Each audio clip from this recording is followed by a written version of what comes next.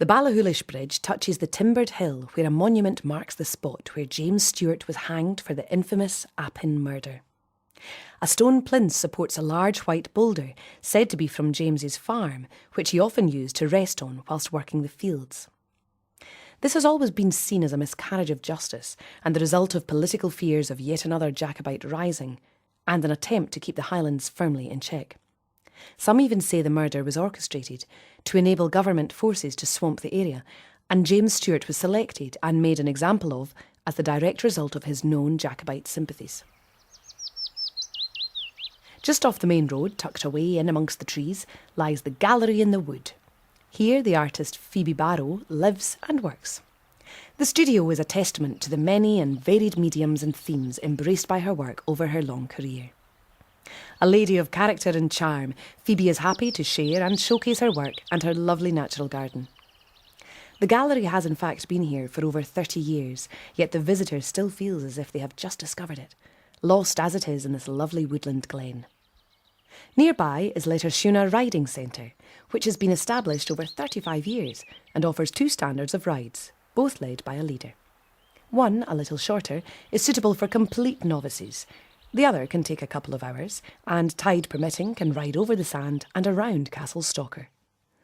All the rides follow quiet tracks in this outstanding area of majestic scenery, and this traditional method really makes you at one with nature, and is the very best way to truly absorb the peace and tranquility of this magical corner of Argyll. The next familiar sight, cover of many calendars, is the iconic Castle Stalker, which at first was a MacDougall stronghold, then, following their defeat at the Pass of Brander, passed on to the Stuarts, with much of the present castle being built at that time by Sir John Stuart in 1446, open at some times in the season. Nearby is Kinlochleach, a listed 17th and 18th century country house set in mature grounds amid the south-facing slopes of the Appin Hills. It offers self-catering accommodation in 3 apartments within the house, 2 cottages, as well as 1 treehouse in the grounds. It also offers guests a tennis court and table tennis pavilion. The walled garden was first opened nearly 30 years ago and has developed to offer a large selection of specialist plants and has been listed by the Sunday Times as Scotland's best garden centre, open daily. Drumneil, a rather special place, built in 1850 with all the best traditions of mid-Victorian architecture, with spacious and elegant public rooms, filled with antique family furniture, pictures and porcelain.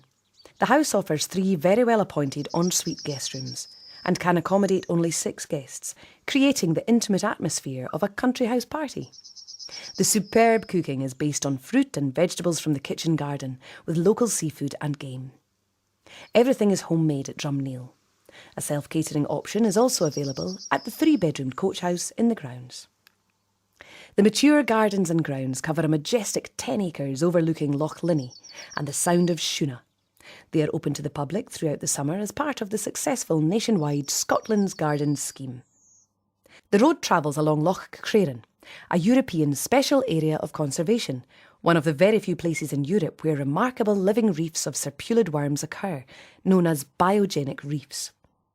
Named after a commissioner of the Forestry Commission in 1922, Sutherland's Grove is a grouping of magnificent Douglas firs, the largest dating from 1870. A path leads to Glendew Reservoir along a gorge by the rushing river with spectacular waterfalls, especially when in spate. Continue on to Connell Bridge, built in 1903 originally as a rail bridge, which at its time of construction was the 2nd largest span in Britain, the 4th bridge being the largest.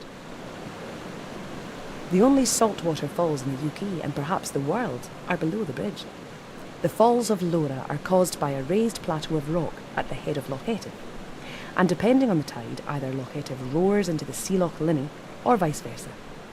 The name Connell is derived from the Gaelic meaning tumultuous flood.